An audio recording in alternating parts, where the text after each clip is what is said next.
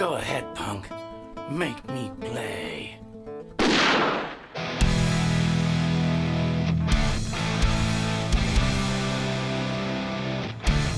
This is Bumping Into That Sound. Welcome to Bumping Into That Sound, the rock-centric music and tone podcast where we dive deep into the riffs, rhythms and stories behind your favourite artists, tracks and instruments. My name is Francis and I'm your host. Whether you're a classic rock enthusiast or just discovering the magic of it for the first time, we've got you covered. Each episode, we explore the story behind the sounds, the people and the equipment. For those that don't know, Bumping Into That Sound is part of the Bumping Into family of podcasts. The idea behind Bumping Into is long-form conversations across a wide range of topics. So, if you're into more than just music, head over to bumpinginto.com.au or search Bumping Into on your podcast player and discover a range of other podcasts from health to history and a swag of interesting people and insights. There's also a few of the original music-based shows on that channel. You can check them out because they might not have made it across to this one just yet. Today we're joined by none other than John Corabi, a true rock veteran with a career spanning decades. From fronting Mötley Crüe in the 90s to his work with the Dead Daisies and Union, John has made his mark with his raw vocals, unique style and pure rock and roll spirit. Today we'll dive into his incredible journey, touch on his book, Horseshoes and Hand Grenades, his thoughts on the evolution of rock, and what's next in his ever-evolving career. John is a great character to spend time with, and this was one of the most fun conversations that I've had. So let's get straight into it. Hey, How you John, doing, buddy? how you going? I'm all right. How are you? Yeah, I'm good. Thanks so much, mate, for making the time on your Friday afternoon. Yeah, no worries. All good. Mate, Taking a break from cleaning my studio out. So Oh, right. Oh, well, that's good. At least you're at home then. yeah. I actually just got back I took a little, I can actually show you. I have a motorhome. I guess you guys call them caravans. Yeah. But can you see that? Oh, wow. Geez, that's the real Yeah. deal. That's major. That's more than a caravan. Yeah. So my wife and I when I got home from the English tour, we went down to see her mom in Florida and hung out down there for like 10 days. And I just got home and I just took all my clothes and just threw them into the room because it's like a bedroom and then I made a studio. So I just threw everything in there and I've been looking at it for 3 days. And finally today, I go, all right, I need to clean my shit out, reconnect my computer, get everything all set up and get my little work area set up. And how'd you go? Was it success or were you distracted? No, I just took a little break and, I figure I'll do this interview and then I'll go back in and I'll finish. go back So in. Yeah. Yeah. No worries. Ah, cool. No, that's cool. Yeah, that's a hell of a caravan. Jeez, that's a real deal. Yeah, I've had that thing for, I don't know, 5 years, 6 years. Shit, it looks brand And new. it's about, let me see, it's 2025. It'll be in January, it'll be 6 years old. So, I use it for like solo acoustic shows and that so makes I put all the perfect merch sense. underneath and then I just get on it and I can drive it. So, And you're comfortable too. You're not I'm not going in a about. hotel room. I'm not staying in hotel rooms. There's a shower on there. There's a washer and dryer. I can cook on there. I got a full refrigerator. So it's Jeez, good. it's full Yeah. on. Yeah. I finished reading your book and the thing that the takeaway from that was a couple of things, but the resilience that you had, that constant pounding of things being difficult and hard, and you didn't let it change you as a person was the main thing that stood out to me. You were just so resilient. You know what though, dude? Like I have to credit my parents for their work ethic and their, my parents were both scrappy. You know what I mean? My father was Italian. My mother was like of Irish descent. And I even remember we lived in a neighborhood. It was like, pretty rough neighborhood. It didn't used to be when I was younger, but as we got older, it started to change a little bit. And I remember my sister coming into our house, and there was a black kid down the street that had taken her bike. A boy named Bernard. And my sister came in and she was all upset. She goes, Bernard took my bike and he won't give it back. And my mother basically gave her an ultimatum, which she gave to all of us. And she said, well, you can either stay in here and cry like a pussy and get your ass kicked by me, or you can go out there, punch him in the face, and take your fucking bike back. But my parents had they had a good work ethic. Their thing was, treat others the way you would want to be treated. Yeah, all the old adages and cliches. But that's the way they treated me. That's the way they taught us to be, and that's the way we were. And even when I was in Mötley with all that shit, like I even remember at one point the Mötley guys getting mad at me because I would hang out with the Crüe guys. And at one point we were leaving rehearsal, and I was literally helping one of the guitar techs carry one of the amps and just put it into a road case. And Tommy and Nikki were kind of giving me shit for it. And they're like, dude, we pay those guys, man. You don't fucking move gear, dude. Like, and I'm like, whatever, bro. Like, I don't give a shit. You know what I mean? I'm just fucking hanging out. I'm standing right here talking to the guy while he's working. Why wouldn't I help him pick the amp up and stick it in a fucking case? It's not that big a deal. So that's always kind of been my thing. And in all honesty, again, without getting too deep or weird or whatever, but I learned a very valuable lesson. If you read the book, you know what I'm talking about. When I left Mötley or was shown the door, I had a very rude awakening because everybody was inviting me to parties and everybody was wanting to give me free guitars and free clothing and free this and free that. And then once that stopped, the Mötley thing stopped, all the other shit stopped with it. Yeah. And it really taught me a valuable lesson about, what it's, and again, there's an old adage. It's not about how many friends you have. It's about not having a lot of friends. It's just all you really need is a few friends that keep you in check. Yeah. And that's how I've always just kind of run my thing. I'm a jeans and t-shirt guy. Always have been, always will be. And, and like my dad used to say, you know what? Don't get too big for your britches, buddy. You still take your pants off to take a shit as well, just like everybody else. So go fuck yourself. So I just keep it real, man. It's like, it's not hard. Yeah. It's amazing because you look at the other guys and it's like they've come from another planet. Then it's like, when did all this basic just being decent turn off? It's like, why is that become rare in society? Why is the arrogance now king rather than the guy who will pick up an amp to help a guy carry it out? Why should that even raise a flag with someone?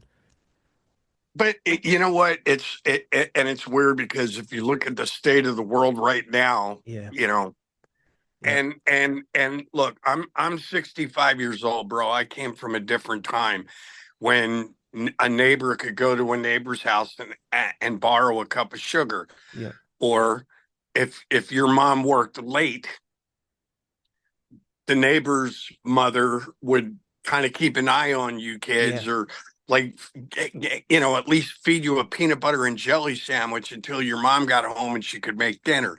Everybody pitched in with everybody. Yeah. And, again, I hate to keep bringing up proverbs and adages and cliches, but it takes a village. Yeah. To, you know what I mean? 100%. And that's just, Like if I see somebody stopped on the street trying to change a tire, I'll pull over. Hey man, do you need any help? Are you good? And it's just, that's just my nature. That's who I am. I don't apologize for it. I'm not going to apologize for it. If you like it, fine. If you don't, that's probably one of the biggest reasons why I'm not in Motley. I just don't feel like I totally fit in ever with the mentality of what they were about. Yeah. You know what I mean? Yeah. So 100%. whatever, it is what it is. One thing I wanted to quiz you on is, was there a moment that you, in your career, felt like, that's it, I've made it, I can take the foot off the accelerator? I'll give you an example. Jerry Seinfeld said once about, oh, do you have any regrets? And he said, oh, I regret not just enjoying the ride, because I always felt like I had, what was the next thing? What was the next thing? And I was worrying about what was coming tomorrow and was it good enough? And he said, it's only now, years later, I look back and think, shit, I should have just enjoyed it a bit. Was there a moment where you could take the foot off the accelerator and say, it's all No, okay? No. So I no, got that from the book too. I never felt that you said that moment had come. I still felt like it was this continual momentum moving forward. let me say this. It depends on how you look at life. Now, I could sit here and pull my fucking hair out because my bank account doesn't look the same as Nikki Sixx's or Steven Tyler's. Yeah. If that's how I'm judging it, then I've failed miserably. Do you know what I mean? Yeah. Yeah. But the one thing that I will say, and it doesn't make me any less hungry, but I'm hungry for different things. Like, so I remember having a conversation with Nikki where we were sitting back and we were listening to the Motley record that I did, the main one. And we were just all sitting there like, fuck. Like all of us felt like that record, it was just strong. Yeah. And I made a comment like, well, fellas, whether this thing sells 5 copies or 5 million, we did a fucking great job. And Nikki got pissed about that comment. Oh, wow. Because his measuring stick was different to yours. Yes. I wasn't measuring it by album sales. Yep. I was measuring it by the quality of what I felt we achieved. Yeah. Yeah. Musically. Yeah. And Nikki took offense to it. Oh, you better not fucking, that's a lame attitude to have. And I go, no, it's not. Yeah. I'm just saying from a musical point of view, I think we fucking did a pretty good job here. Now, again, if I sat and I looked at it from a monetary thing, do I have the success that Nikki has? No, I don't live in a 10,000 square foot mansion. I live in a 1,500 square foot home that I feel is very comfortable. Yeah. It's me and my wife. I've been married 3 times, so my kids are all grown up. They don't live here. It's me and my wife and 3 dogs. I have a cool caravan. Yep. I have a couple cool Harley Davidsons. We have Jeeps, a truck, and I have a huge backyard for the 3 dogs that I have to just go out and play and run and throw a ball to them and do my thing. So you've found So your it enough. just- That's the thing. it- You found enough. It's, hey, look, would I love to be able to walk up to a fucking Maserati dealership and buy one? Yeah, sure. I mean, who wouldn't? Yeah. You know what I mean? But I'm not gonna let the money thing be like, like get me crazy. We own everything that I just said. So I have a very comfortable life. I have a beautiful wife. Everybody's healthy. My kids are healthy. My grandkids are healthy. Everybody's good. So it all depends on how you measure success. Yeah. Now, do I feel like I sit down and I listen to songs like Bohemian Rhapsody, or I listen to Stairway to Heaven, or I listen to you know, Still the Same by Bob Seger. Yeah, yeah. And I just listen to these brilliant songs and I go, fuck, I still haven't written that song. I Wow. still haven't written, you know what I mean? So I'm my own worst enemy. I like that, and that part of it. I listen to guys like Bob Seger, and I go, "Fuck, that guy's a genius lyrically. Yeah. Geez, he's a genius as a songwriter." I listen to, like I said, Bohemian Rhapsody. I want to dig Freddie Mercury up and punch him in the face, and then put him back in the ground again. It's like who, you know. So there's that part of it that I'm driven by. Like Yeah. I need to write what I consider that song, whatever it is, and it's always going to be there. You know you're always moving, hopefully up and forward. You know what I mean, instead Yeah. of backwards and down. So that part of it is how I measure, uh, success. I feel like this last Dead Daisies record we did is, you know, there's a growth there. I feel like we're growing. We keep getting better. We keep getting better and faster in the studio. We know what we want.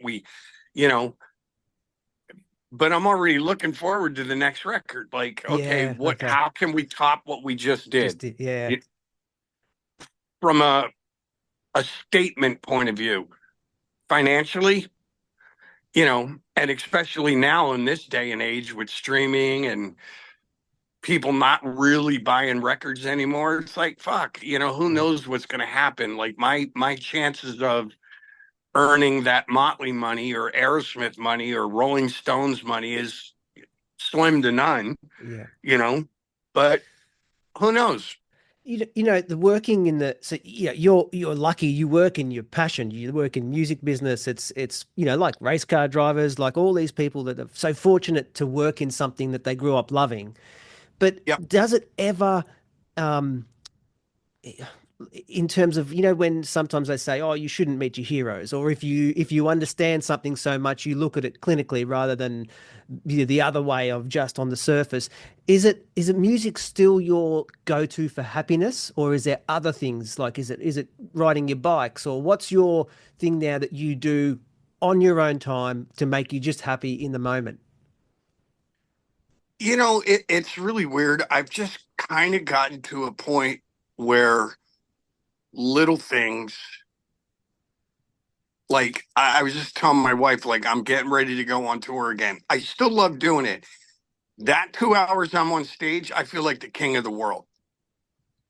But I am. Let's be realistic. I'm 65 years old, so shit's starting to ache.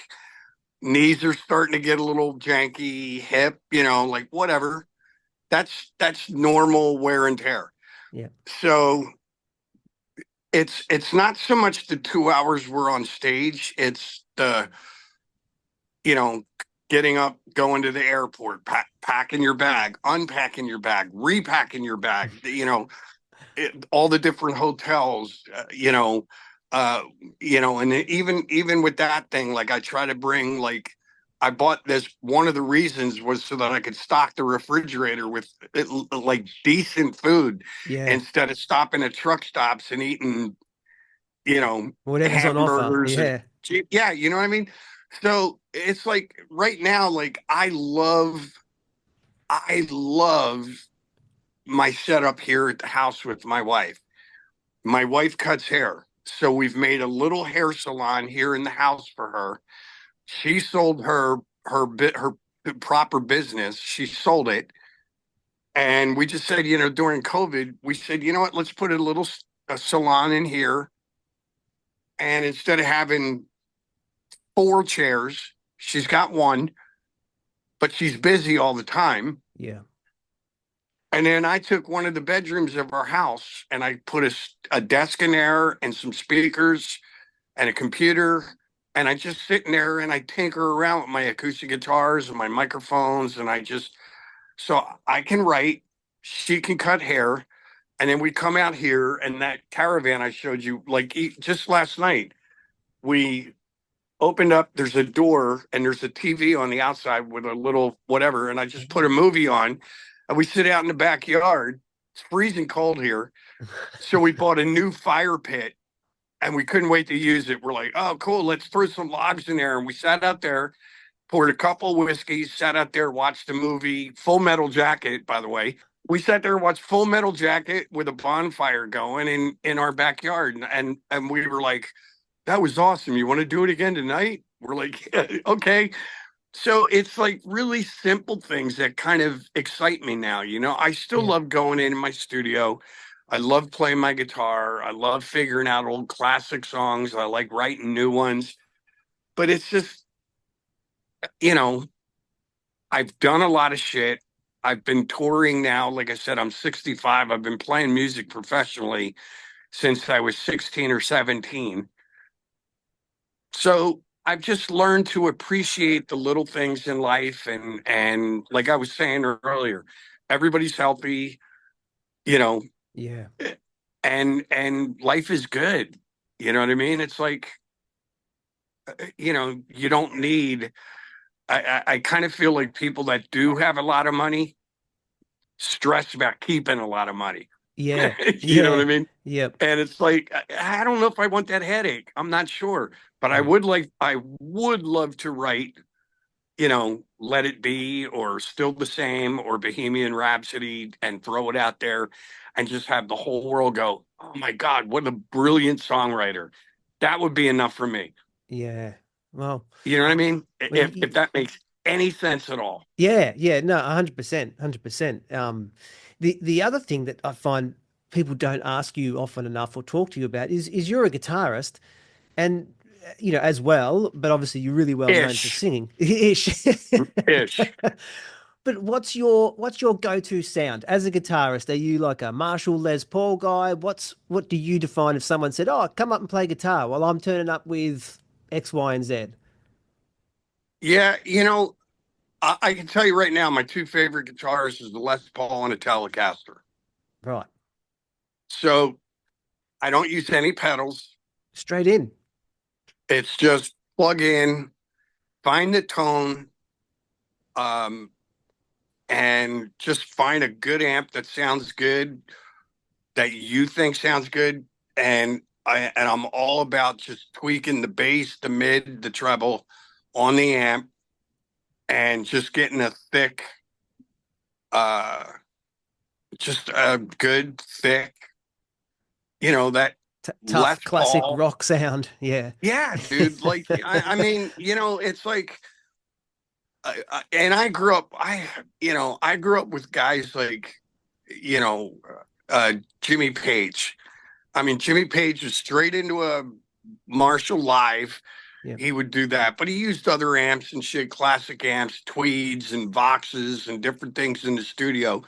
But for the most part, live, he played a Marshall straight in. And I think the only effect he had was a wah-wah pedal. Yeah, keeping it simple, keeping it real. Yeah. And it's like, okay, I'm good with that. He's Yeah. good with that. I'm good with that. You look at, I mean, I can tell you're from Connecticut from your accent. So, Yeah. but I mean, look at Malcolm and Angus. Yep. It's boom, straight in. Let the guitar fingers and the amp do the work. Like there's something to be said for that. Yeah. So, like now, mind you, if I hear a chorus thing, um, like yeah, I played guitar with Rat, and that was the only pedal I used. I had a tuner. Wow. That I used the tuner obviously, so I could Yeah. check my tuning throughout the set. And we did a song called "Nobody Rides for Free." And in the beginning, there was like this picking guitar part that was run through a chorus pedal. Oh, And okay. that was it. I used that pedal for that song, and that was it. For the whole rest of the set, the only thing that I did was I had an amp that had a little A/B switch. So it had a boost. Right. Yep. So, and then it had a little volume. I added a little volume, and I just, for solos, I would just boost it there's my volume, and then shut it off. I didn't use shit. Wow. So, but my two favorite, I love the way a good Les Paul sounds. Yep. And I love the way, a Telly sounds. It's got that real clean, bright. It's bright. Yeah. Crisp. Yeah. So it's like now in my boat in the studio, I have a double neck like Jimmy Page. Oh. I have a 335. So that's a different sound. Yeah. I have a double cutaway junior, Les Paul Jr. I have a Les Paul and I have a Telecaster. It's a nice collection.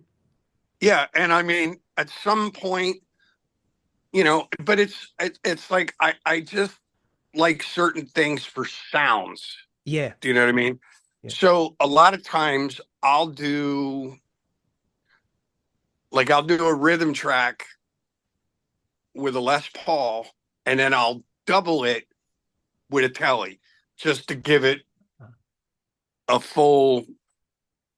Do you know what I mean? Like the spectrum fills up a bit more. Yeah. Yep. And there's certain guitars that have a very distinctive sound, like a Gretsch. Gretsch has a very distinctive sound. Rickenbacker has a very distinctive sound. Even as far as Gibson goes, like something like a Firebird. Yeah. You know what I mean? So I'm not against getting some of those guitars and just having them. And if I play a slide part, maybe I'll use a Firebird, whatever. But I'm more about just I don't have 10 Les Pauls. I have one. It sounds great, and that's all I need. The right I got one. the double cutaway. Yeah, and I do have the same that black and white double cutaway Dan Electro that Jimmy Page used to use. Oh, wow. Yeah. Yeah. So it's just, for me, it's just a variety of sounds. Yep. Speaking of sound, the one thing that I noticed on the latest Dead Daisies album is it has more of a cleaner overdrive rather than a high gain sound. Like it's sort of harking back a bit to that sort of AC/DC where it's a bit more cleaner, snappy rhythm sounds than that all out high gain overdrive that of the last few ones prior had.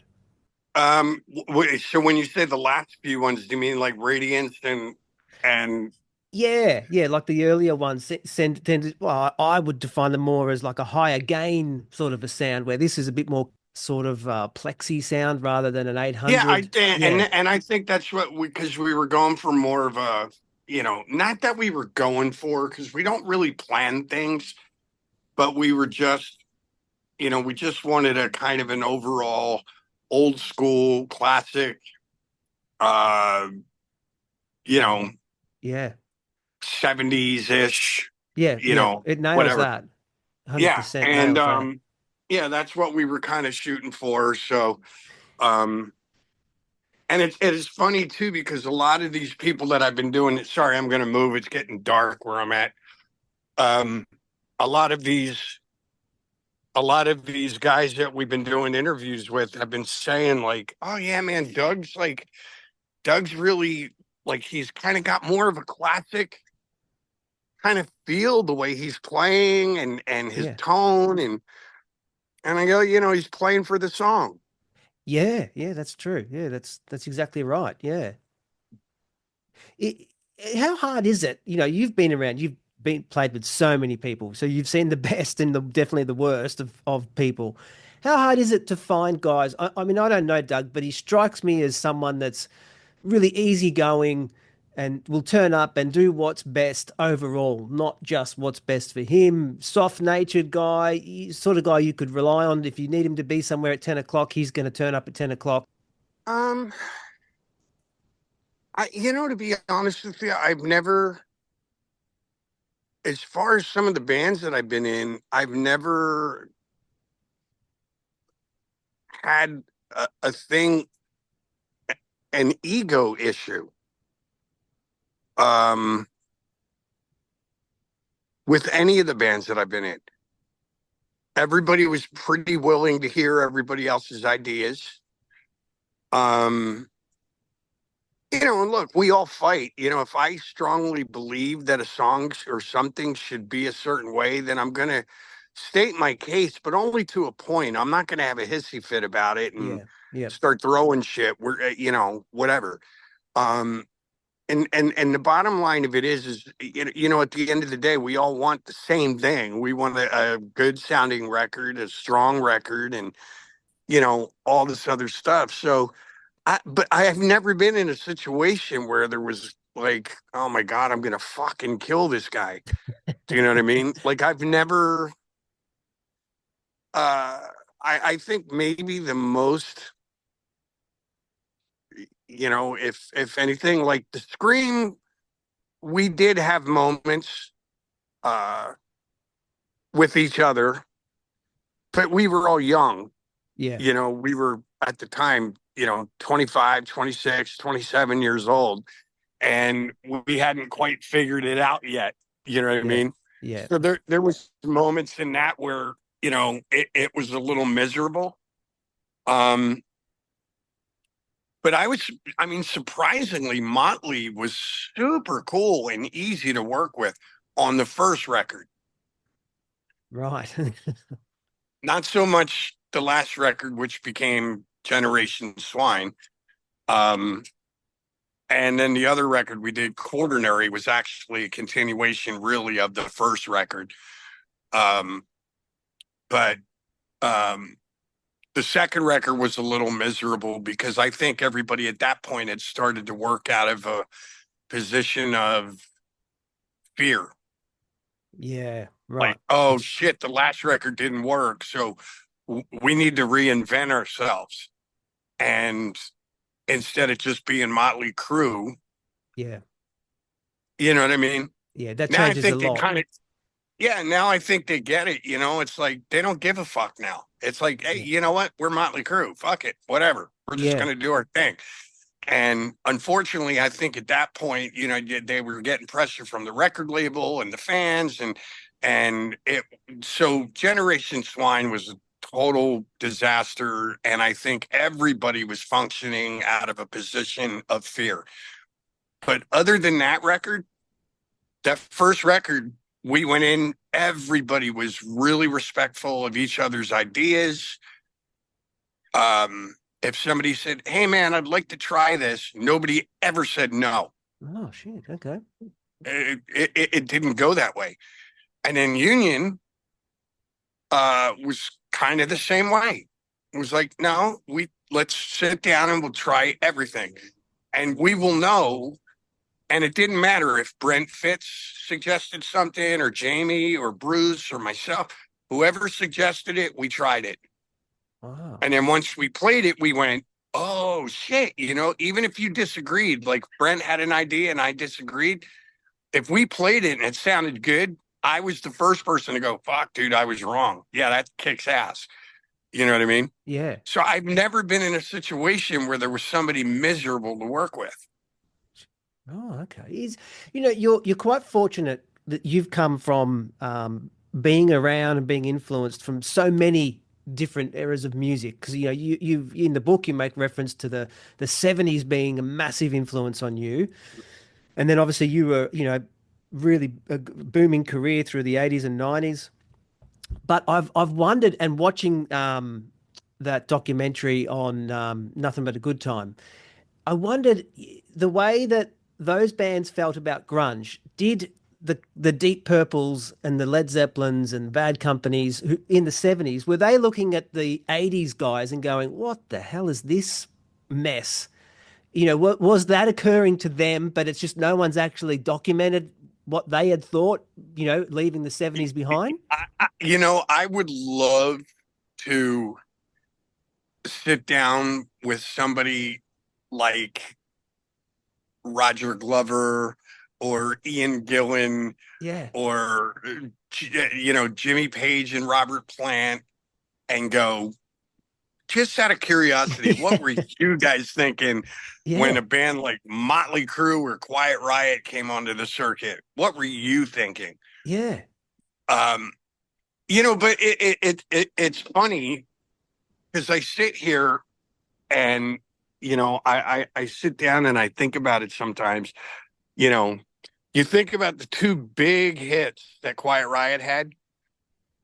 They were both 70s songs by a band called Slade. Come on, feel Yeah. the noise, and Mama, we're all crazy now. And then you look at you know, Mötley Crüe. I don't know what they did on their first record, but I think Shout at the Devil they did Helter Skelter. Yeah. Then the next record they did Smoking in the Boys Room. They did Jailhouse Rock. They did all Yeah. these classic songs, and They were hot rodding them. they did Yeah. what was the Sex Pistols um Anarchy in the UK. It was funny. It kind of trickled over into a lot of those bands from the 80s, you know what I mean? Yeah. I'd be curious to ask those guys how they felt though when they saw these guys with palm tree hair and whatever. Yeah. Like, how did you guys? I think a lot of them though, because I've kind of the thing that bothered me about the 80s, not so much in the early part. The thing that bothered me though about the 80s was how the record labels changed. Oh, right. So the business itself is, Yes, because all of a sudden you've got MTV. All of a sudden, you know, uh, a few bands became MTV darlings, like, yep. Your Bon Jovis, Mötley Crües, Def Leppards, uh, Ozzy.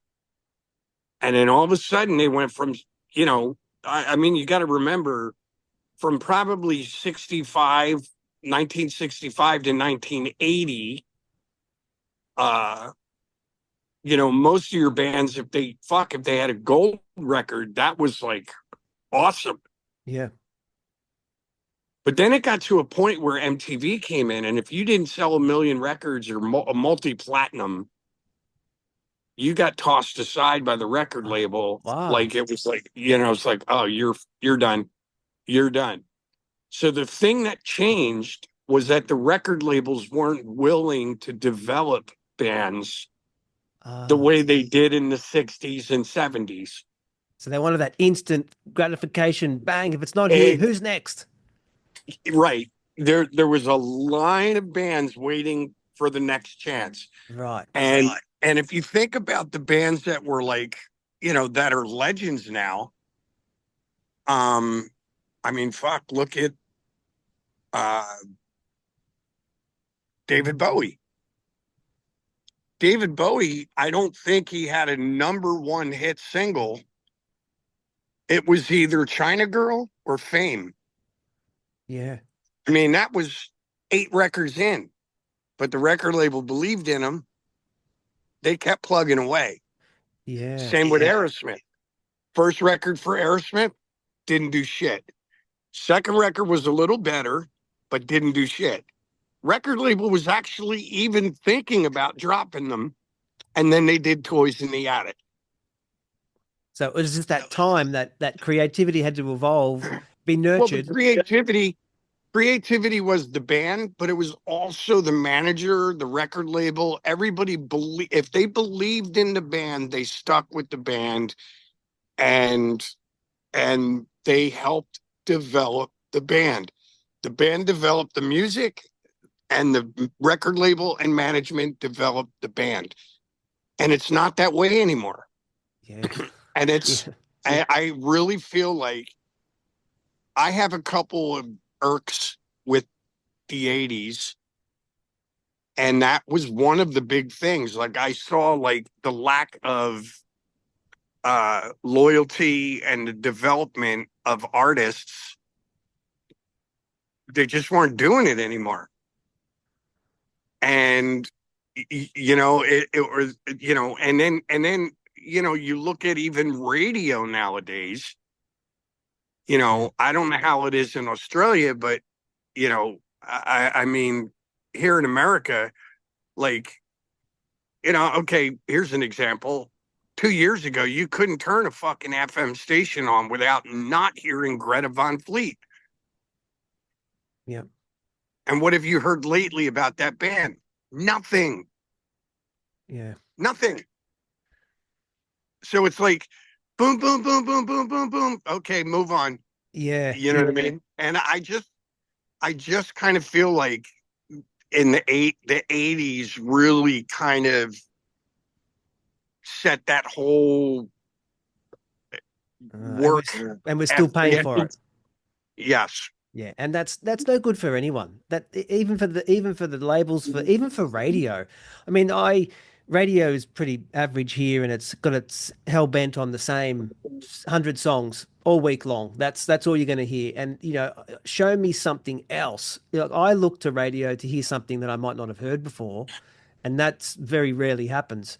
But you just sort of think, isn't their future going to benefit from the band's future, from the record label? If everyone just starts working together, start helping each other move forward, but no one is willing to look at it like that. No, they don't. But and I, it's funny. Right before I hit the link to, I'm on this Bob Seger kick now, and I just got his greatest hits thing. I've always been a Bob Seger fan. Yeah, like I saw Bob Seger probably 5 or 6 times before he even did the record Night Moves. Oh, wow. I saw him opening, he was like the first band on a 3-band bill multiple times. I saw him open for Kiss. I saw him open for Aerosmith. I think he opened for Queen, just whoever. And he had a hit early in his career called Ramblin' Gamblin' Man. And then he did a period where he had nothing. But they still believed in him. They kept him going. He wasn't making a shit ton of money. But I just saw a thing in 1 year. Now think about this. In 1 year, Bob Seger did 230 shows. That's massive. In 1 year. This Wow. is after he did Ramblin' Gamblin' Man. Now, he had a hit with that, and he sold some records, and the record label believed in him. They kept putting him in the studio, and they kept him on the road, and they kept putting him in front of bands like Kiss and Aerosmith and all this other shit. And then all of a sudden, he goes into a studio and he writes an album called Night Moves. And the switch flicks, and all of a sudden, and he has this massive success with Night Moves. And then his next record was even bigger. And then he did, went on. And then because of that, because of their belief in him and because of them helping develop him and keeping him working, it said I think they said from 1977 to 1995, Bob Seger had 10 consecutive multi-platinum records. Wow. So what happened was the early ones didn't do so well. Once Night Moves came in, then everybody started buying Bob Seger records, but then they started going back and buying the older records as well. That's what you did in the 70s. I didn't have one Aerosmith record. I had the entire catalog. Yeah. Because you become a fan of the band, of the person. Yes. Yeah. Yep. I had never even heard. I didn't get into Aerosmith until later. A friend turned me on to Get Your Wings. And then when he did Get Your Wings, then obviously I bought Toys in the Attic. But then I went back and I bought the first record, which, any band that does well, they have a huge single. That's out of curiosity. People are going to go back and oh shit, what's this Dead Daisies record? I never even heard this before. Wait, Yeah. what is this? So that's what they do. And, and nobody plays the long game anymore. That's all I'm saying. You know Yeah. what I mean? 100%. It's all about, like you said, instant gratification. Yeah. And it's kind of sad. And that's the one thing. Well, one, the other thing that I hated about the 80s is the MTV thing, how you would do a video and then a director would say, you'd pick your director to do whatever video you were going to do. And they would go, okay, man, give me the lyrics. And then they would develop a storyline from your lyrics. Oh, right. And my thing is, if you sit down and I don't care who it is, if you sit down and you listen to the lyrics of a song, smoke a joint, put your headphones on, and listen to that song. And I listen to the song in my room, smoke a joint, put the headphones on. We do the exact same thing and listen to the exact same song. I'm probably going to get a different interpretation 100%. in most cases than you would. Yep. Because you're going to apply it to your life. I'm going to apply it to mine. Yeah. The movie in the head will be very different. Exactly. And that was the other thing that I fucking hated about MTV, because what you were seeing was one person's viewpoint on the lyrics, Yeah. instead of using your own imagination. When you listen to, the Beatles, sitting on a cornflake, you're listening to these lyrics and you're going, wow, what does he mean? Like, custard dripping from a dead dog's eye. What does that mean? Yeah. Or what is the bustle in your hedgerow? What does that mean? What is a misty mountain hop? Yeah. Yeah. You know what I mean? Yeah, definitely. And you're like, so the imagination part of the lyrics disappeared. So that's my take on the 80s. But yes, I would love to sit down with guys like Glenn Hughes, Ian Gillan, David Coverdale, any of them, and just go, hey, man, out of curiosity, yeah. feel the same way with the 80s as we did with the 90s? Yeah. Do you know what I mean? And see what they say. Well, I mean, you watch that documentary, and it seems like an absolutely wild time, like incredibly wild. And I thought to myself, so especially like the places like the Rainbow, where it was supposed to be this wild, things going on you can't even imagine if you weren't inside the building, and it was night after night after night. But what happened then? 1995, hair's gone. Grunge is in, the whole world's changed. Who's sitting at the Rainbow at that point in time? What was it a switch flicked for them too? Like, did the LA scene just turn off for a decade? No, because it's funny. I was just, we were just in LA in June, and we did our show. And then at the end of the night, I went down to the Rainbow, and it was still packed. Wow. So it's still got the same sort of thing about it. Ish. I mean, the people are a little older now. But it's funny, man. It's like, you'll see a few successful people in there, people that, now obviously the guys like Nicky or Tommy or, Vince, they don't go there anymore. Like they can't go there anymore without being hounded. Yeah, yeah. But, one of the greatest things I ever saw was, even in the height of the lunacy at the Rainbow, and you talk about just a normal guy. Lemmy was in there probably every fucking night. And he would look, because he only lived around the corner. Right. So he'd walk there and he sat in the same spot every night. He got a Jack and Coke. He had a roll or two of quarters, and he would literally just sit there and play the Pac-Man game. It was right in the corner, right as you came down the steps from, have you ever been to the Rainbow? No, no. But there was an upstairs where the bathrooms were, and you just walk down these steps, and there was a Pac-Man game right at the bottom of the steps. There was like this bench seat with a Pac-Man game in front of it and a cigarette machine right next to that. And Lemmy would sit there with his Jack and Coke on the machine, like one of those tabletop ones. And he would literally, with the glass top, and he would literally just sit there and play Pac-Man till 2 o'clock in the morning and then walk home. And then he'd be right back there the next day at like 8 or 9 o'clock, drinking his Jack and Cokes, playing the Pac-Man. Didn't bother anybody. Nobody bothered him. He just sat there like a bump on a log. So much so that they made that the Lemmy. There's a plaque there. Lemmy sat here, kind of a thing. Wow.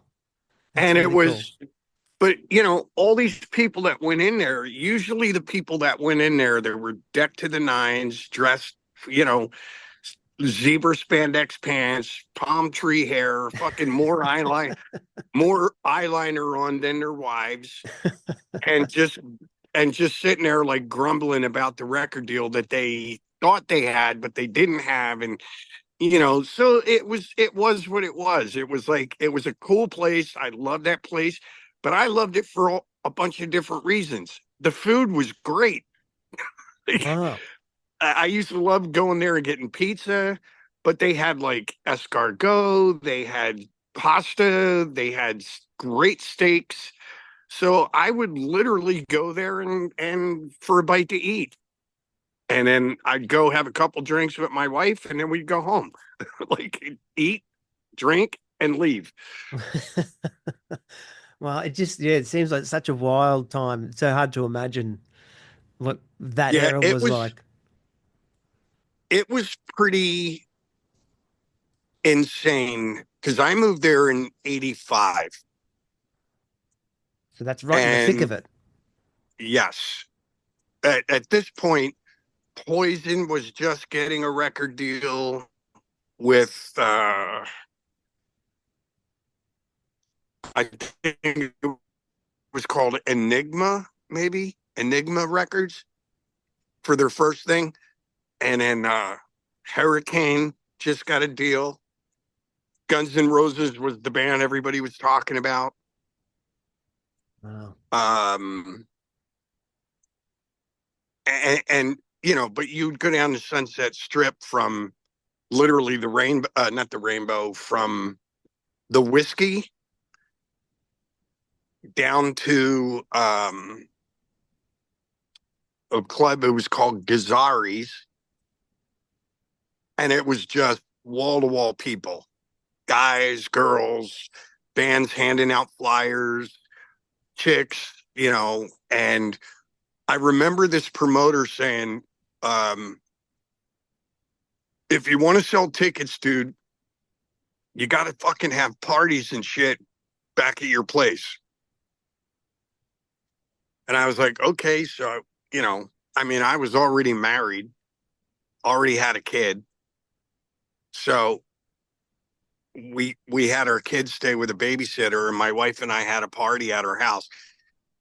And I did it once.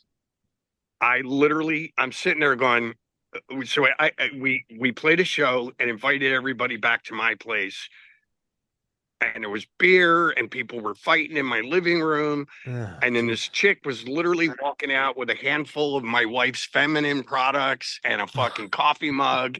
And I go, I'm like, you know what? Fuck this. This is bullshit. Like, this is not who I am. So whatever. And at that point, I just said, I'm not doing it. I'm not caving to the system here. I'm just going to, you know what? We're just going to fucking go out and kick people in the balls musically. We're not going to rely on having parties and all that shit. We gave flyers out. We told people when we were playing, but we didn't do the whole party, you know, that whole party circuit. I'm like, I'm not here to do the party circuit. I'm here to fucking get a record deal. Yeah. So, I'm conscious of your time. I don't want to take up too much of your Friday evening, but you've worked with so many Is there anyone else on your list that you're thinking, I'd love to do something with X person?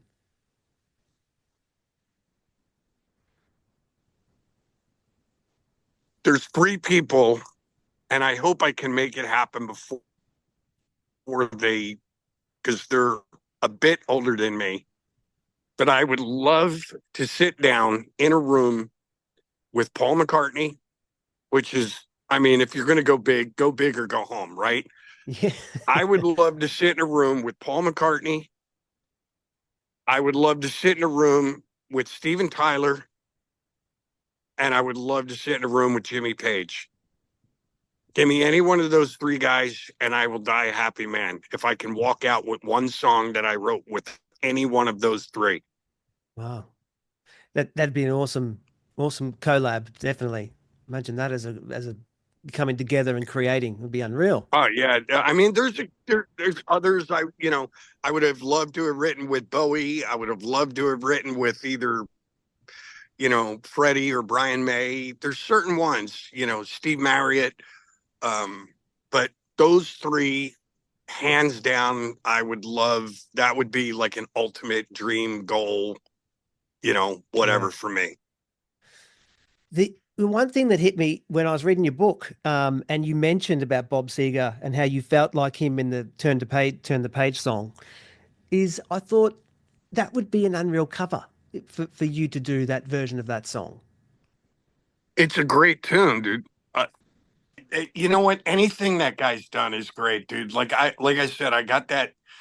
There's not one bad song on that greatest hits record. Oh, it's unreal, It's that like, album. Yeah. yeah, Yep. Night Moves. You're still the same. Old time Yeah. rock and roll, Ramblin'. You know what I mean? It's just Hollywood Nights. There's Yeah. just the lyrics and everything. It's just Like so a Rock. perfect. Yep. Yeah, Yep. and it's like fuck. What's the other? We've Got Tonight. Yeah. It's another beautiful song. Yep. So he was just the master, but it was just that thing. I remember reading the lyrics to that song and hearing an interview with him about how they stop at truck stops, at Yeah. 3 or 4 o'clock in the morning and get off a tour bus and then go to the next city, but just some of the looks and shit that they get. And that I actually had that happen on my actually was moving to LA. I just stopped, I think, in New Mexico somewhere, and I just pulled into a truck stop to get a coffee and walked into the diner, and just a bunch of big, fat, burly, bearded truck drivers were sitting there. And as soon as I walked in with my long hair and earrings, I could hear one of them yell, or not yell, but he was just sitting there going, faggot, faggot. And it was an interesting experience. If you read the book, you know exactly what happened afterwards, but it was crazy. Yeah. Yeah. Yeah. I'm glad you made it through all that. Do you ever? I spoke to one guy, an Australian artist, and I said to him, "Oh, do you look for other things? Are you always looking? Because I'm always looking. I always want to find something I haven't heard. To me, I want something more. I want to hear something I haven't heard, but that's in vein of that sound I like." And he said, "No, no, no. I'm in my own bubble. I'm happy there. I don't give a shit about what's going on around me. I'm not really interested." And I thought it's an interesting approach. But is that like for you? If someone comes to you and says, "Oh shit, these guys here sound unreal. They sound like this. They sound like that." Are you like, "Oh, I want to hear it. I want to hear what else is happening. I want to be exposed to as much as I can." No, you know what the see, I like what I like, but my uh tastes are so varied. It's like I was just talking to my manager earlier in the day, and he said, "Man, if you were going to do another solo record, what would you do? Like, what direction would you go?" And it's just like I know the fans get pissed about it. Like I put a song out during COVID called called Sibella. And one of my favorite Beatles songs is Penny Lane. I just love that song. I love the meaning of it. I love the music. It's just one of my favorite Beatles songs. And then one of my favorite Queen songs was always Killer Queen. Yep. So I was sitting listening one time to like just Killer Queen. My wife and I, when we have friends over, we do a barbecue. So I made a playlist on my phone of all the music in my phone, and I call it Barbecue Jam. So when we have friends over, it literally plays for 8 hours, but it's just a bunch of different music to just keep shit going in the background. And when Killer Queen comes on, I always turn it up. I love the piano. I love their approach to that song. So I decided to write a song in that vein. It was kind of a pop rock song. I've always wanted to do it, so I did it. And it's like, now you put things on YouTube. I did a little video and I put it on YouTube. And it's funny, like, people make fun of AC/DC for not changing their formula, Yeah. for Yeah. staying the same. But Yeah. if you change, they Yeah. give you shit for changing. Yeah. And I just kind of got to the point where it's like, I really don't, I have to do what makes me feel good first. Yeah. And so earlier today, my manager was talking, and I'm sorry that I keep bringing up Bob Seger, but that record is so good. And I forgot how great those songs were. And I said to my manager, I go, I've never really done like I'm a huge fan of even the Eagles. I love guys like Jim Croce. I love James Taylor. So I go, you know what? I don't want to do like an acoustic record. I did that. I think I want to do something that's still kind of rock, but it's got a little more, it's a little more um, classic sounding and just like a singer songwriter thing, like Bob Seger. And he was like, oh my God, dude, I was waiting for you to say, I'd be so fucking stoked if you did like a Bob Seger trip. Yeah. So, but I still love rock music. I've been asked to write country stuff, which I love that too. And like nowadays it's like you're like, oh my God, you why are you doing country? You're a rock guy. Why are you doing pop? You're a rock guy. Yeah. No, I'm not. I just love music. I grew up listening to everything from Frank Sinatra to Led Zeppelin and Sabbath Yeah. and everything in between. I grew up listening to Carly Simon. I grew up listening to Carole King, Glenn Campbell, Johnny Cash. I grew up listening to AC/DC, Aerosmith, Led Zeppelin, David Bowie, Three Dog Night, Chicago. You know what I mean? Yeah. Your So I like, exposure was massive. Your influence was, the pool is so big. yes. Yeah. So, like, you know, I just hate the fact that it's like, nah, dude, you can't do a Bob Seger-ish kind of record because that's not what you're known for. Well, I Yeah. don't want to be known for the guy that used to sing with Motley 30 years ago. Yeah. I'm growing. And to boot, I'm not 30 anymore. I'm 65. I have a completely different outlook and viewpoint. You know what I mean? Yeah. I can Rightfully still, so. You got to yeah, do what you and it's want. like I can still have my son play drums for me. I can still have a few of my friends play guitar and keyboards but I just, maybe I want to do something different. Maybe I want to try something different. Yeah. You know what? If it doesn't work, I can go back to the old thing. Who cares? Yeah. But um my my mother, nobody played music in my house, but my mother had such a massive record collection.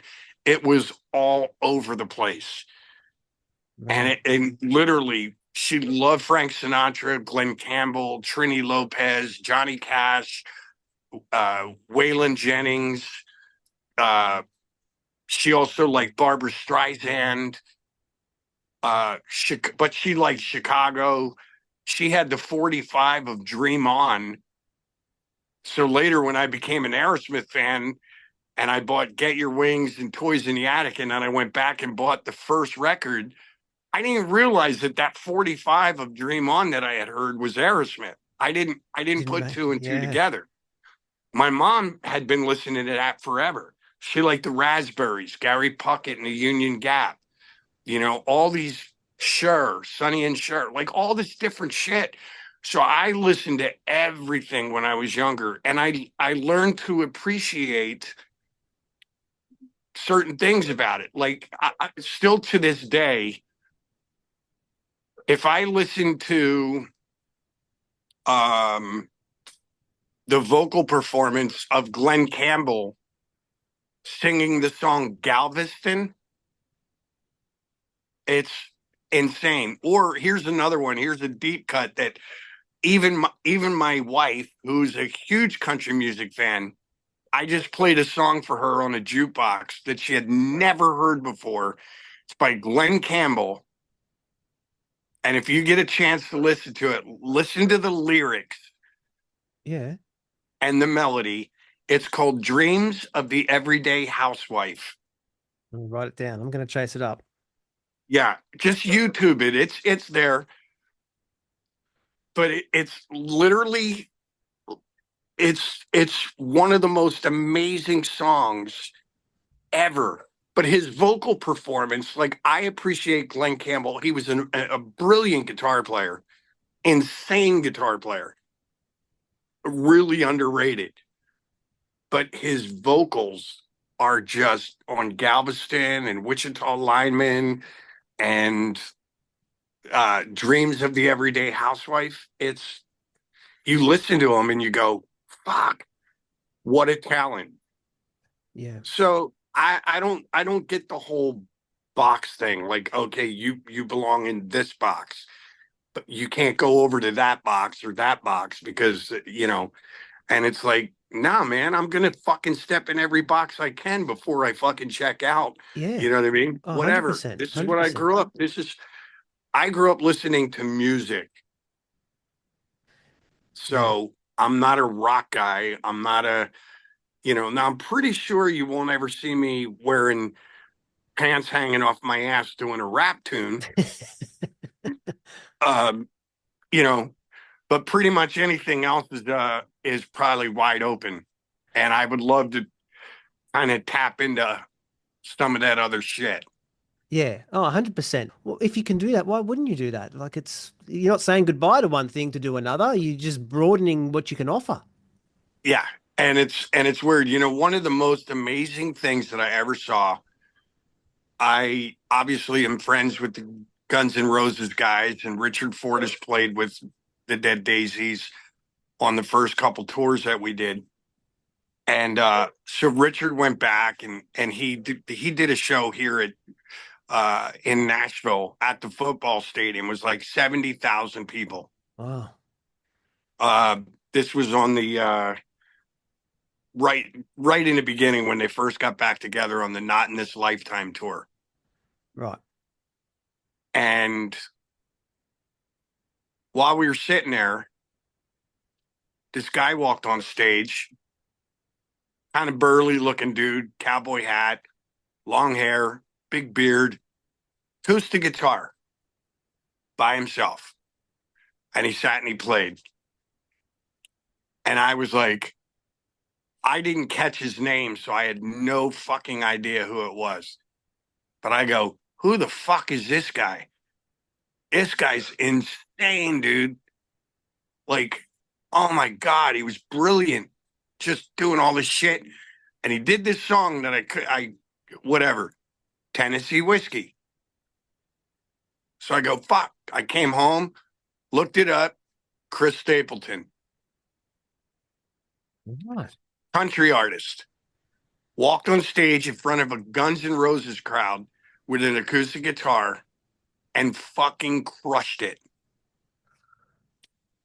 Good That's shit's unreal. good shit, dude. Good Yeah. shit is good shit. And now look at him. The guy could fart on a fucking microphone and it would sell 10 million copies. But he's a fucking badass. I love Chris Stapleton. I love that guy's music. I love his voice. He's a fucking badass. And that's, so I just like honest, good shit. Yeah. That's unreal. Is there any Aussie bands that you've ever liked or you know of, or that, apart from the big like AC/DC? And I know you've had a thing with well, you've done the cover of the Angels song, but has there been Yeah. anything that you've sort of heard and gone, oh shit, these guys sound really good. I can't believe they're not known elsewhere. Well, it's funny. For some weird reason, like there's like a disconnect. Even on the first record I did with the Daisies, Jimmy Barnes. I had no idea who Jimmy Barnes was. Yeah. He just, Jackie played on our record. Jimmy was popping in, and I'm like, who the fuck's this guy? They're like, dude, it's Jimmy Barnes, bro. Jimmy Barnes. And I'm like, oh, fuck. Okay, whatever. So I wind up doing, Jimmy he was in our studio with us almost every day, kidding around, goofing off, laughing. Great guy. And I get back to Nashville and I said something to a very good friend of mine. Now, this girl, her father was a country artist named Bobby Goldsboro. Back in the 60s, 70s, he was huge country artist. So she's a little bit of a freak when it comes to music. I mean, she could tell you, she's like, oh, the fourth bass player in, this band, he wore these. I mean, she's like, she's got like, I mean, she's like a music encyclopedia. Wow. And I just came home and I said, oh yeah, I did this song, on the Daisies record. It's called Empty Heart. It's with this guy named Jimmy Barnes. And she goes, Jimmy Barnes from Cold Chisel? And I go, yeah, you heard of him? She goes, fuck, I love him. And then she started rattling off like, oh, he was supposed to do something with Neil Sean in like 1987, but that got, and Oh, wow. I had no idea. But there's always been a little bit of a disconnect. I know, like, Rick Springfield is Australia. Yeah. I'm trying to think, obviously Rose Tattoo, Nice Boys Don't Play Rock and Roll. Yeah. I kind of got to know them through Guns N' Roses guys. Yeah, because they're very close, aren't they? They always tend to tee up together when they're in Australia. Yeah, and Angry,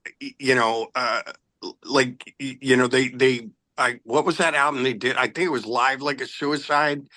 They did that song. And I'm like, oh, this is fucking great, dude. Great. I was talking to Duff way back in the day. And I go, fuck, killer song guy. Who wrote it? He goes, dude, it's fucking Rose Tattoo. Where fuck you been? And I'm like, yeah, I was, whatever. But obviously we knew of AC/DC. The ones that I knew about, though, again, going back to my mother, was Olivia Newton-John. Yeah. Okay. Yep. What was the other girl? There was another girl that was from Australia. I know Keith Urban is Australian. Kylie Minogue was probably quite big over there. Yeah, Yep. Kylie Minogue. Yep. So yeah, I was kind of familiar with obviously the ones that somehow managed to cross over into American territory, whatever. Yep. But a lot of them, you have a lot of great players down there. Like, for example, John Stevens. Yeah. Like With Noiseworks. Yeah. Yeah, but I mean, noise works. Like people in America are like, what? Who? Yeah. And I go, oh, well, he sang for In Excess after Michael Hutchins passed away. Oh, well, I know In Excess, but I didn't realize they kept going. You know what I mean? Yeah. There's a weird, It you know what I is, mean? yeah. And a lot of them here, what they have to do, like what Airborne's done, is go to Europe.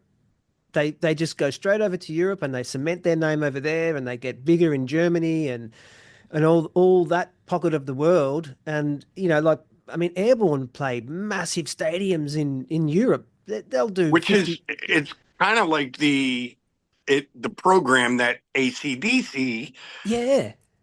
initially. Well, they went from Scotland to Australia, and then Australia right back to fucking England and Germany and all that shit. They built their market over there. You know Yeah. what I mean? Yeah. So I get it, but it's just funny. Like even when I was there, we did the Revolution album in Australia, and it was like, God, there's so many fucking great musicians in Australia. You don't realize it. You know what I mean? Baby Yeah. Animals, Yeah. Dave Randall Waller, Yeah. Yeah. played with Shania Twain. You know what I mean? Yeah. So, And they all uh, struggle because we don't appreciate our own. And like you probably know, we've only got three major cities, say, and you play once in each city and that's it. And hopefully you might do it twice a year if you're lucky. They all struggle to make a full-time living of it, which is such a shame because we don't value our own the way we do overseas artists. well, and it's weird too because I just did another interview earlier in the week with someone from Australia, and they're like, "Dude, why are you guys not coming to Australia?" And I've actually mentioned it. Look, uh, our manager, David Lowy, our monitor guy, uh, and our sound guy are all Australian. Wow. And they're like, dude, it's so fucking hard because Australia is so far out of the way of everything else. Yeah. And then the government visa things, and then the cost for that, and then bringing a whole, and they're Uh, like, we just can't fucking figure out. And then they're like, dude, if we go to Australia, you know, we're gonna do like we're gonna do like 5 shows. yeah. It's a long way to come Melbourne, for 5 shows. right? And it sucks. I'm like, man, maybe we could buy another country and put it near you guys so that And we just could meet do in the both. middle. Yeah, something. Yeah. I But know. I know. it's just crazy. Like, like so everybody, everybody I've talked to, they're like, dude, fuck, Australia, hello, band started there. Yeah. What's going on? And I'm like, I couldn't tell you. I don't know. I don't know why it's so hard to get down there, but apparently it is. Yeah. I know it's a shame. It is a shame. And I feel for bands that do it because I think the ones that do, they obviously don't do it for a profit because you're only coming to do a handful of shows. So I Well, do. and to boot, Dizzy Reed and I figured this out the hard way. Um, your government doesn't make it easy either, charging, you know, $20 for a fucking whiskey and $48 for a pack of cigarettes. Yeah. You guys are a bit fucked on that Yeah. part. Yeah. If any bands are going there to make any money, if you smoke and drink, you're going to lose it all. You have to work it into some sort of working holiday. So you can do a tax write-off and you can do a few shows and then spend a couple of weeks with the family because there's no other way to do it. Yeah, it's crazy, but Yeah. Oh, well, I hope you guys do figure out a way to come because it's yeah, I mean, look, I love the Dead Daisies. I love the everything about the way you guys do it. I love the artwork. I love the thick bottom end grunt sound. I love that it's still lyrically really creative and clever and meaningful. I just it's like you've taken all of the best bits of rock and roll, everything there was good to learn, and you've morphed it into this beast called the Dead Daisies. And it's this beautiful beast of a band. I think it's so underrated. I know it's got the people that love it absolutely love it, but to the wider world, it's an underrated thing because it's such a special outfit, and I'm so thankful that you guys do it.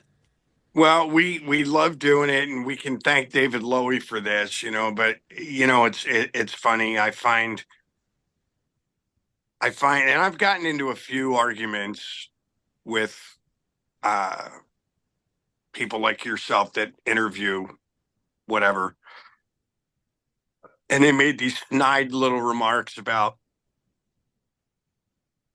oh, it's just some billionaire's hobby, you know, and I'm like, and I told this guy, I go, listen, man, I can't remember who it was I was talking with. I said, but listen, man, I go, you know what?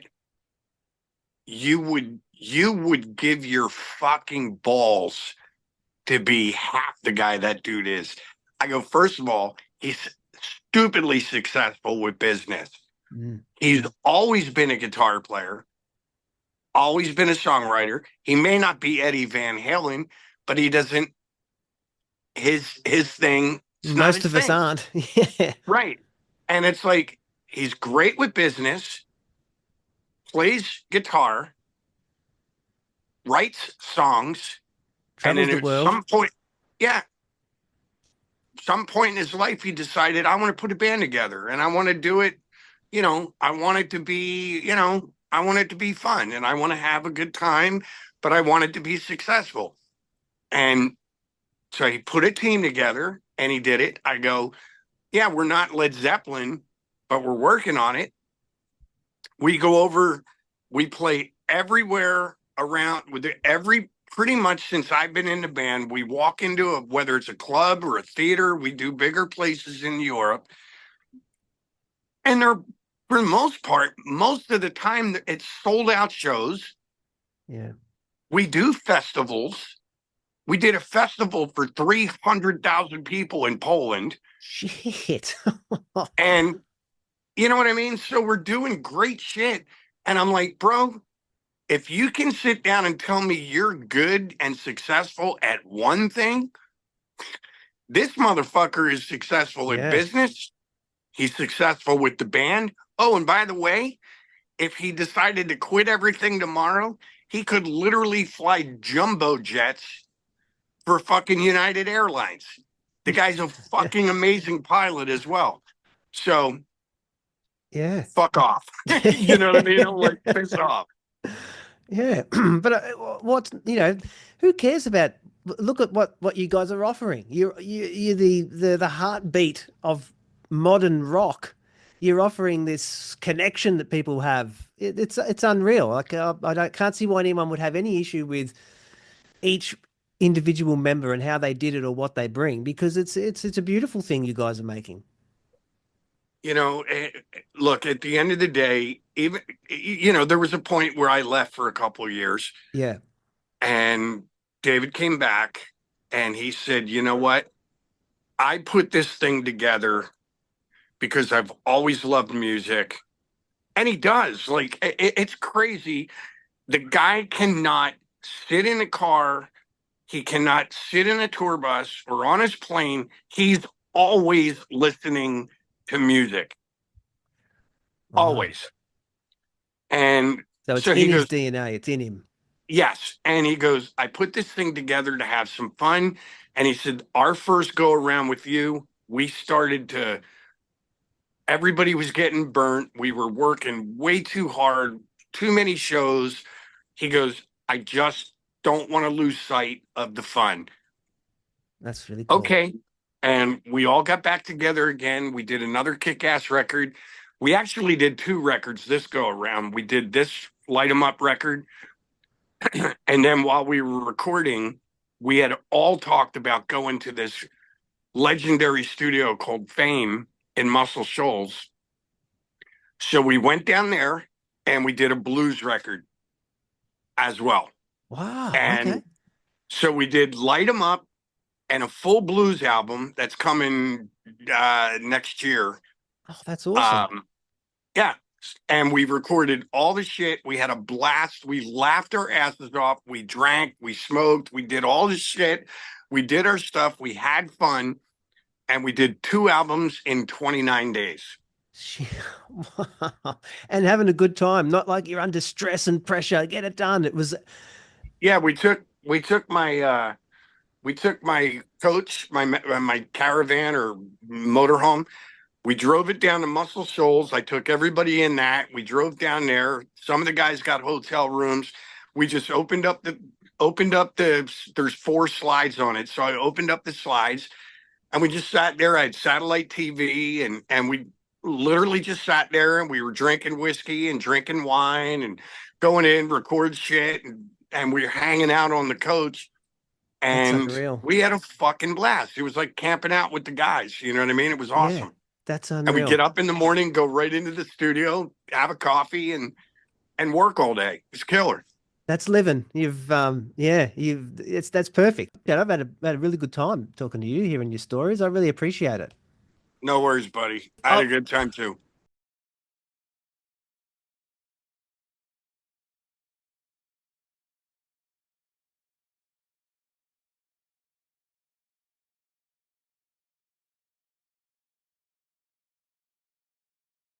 Thank you very much for checking out the show. If you did like it and have the opportunity, please do leave a 5-star review on your podcast player. It does help others find the show. If you want to find out more information about this episode, the guest, or even the other episodes that are on offer, head over to bumpinginto.com.au. Don't forget the AU. Find the episode page, and I always do my best to list follow-up links and details that make it easy for you to find out more. Thanks again for stopping by, and I'm looking forward to bumping into you next time.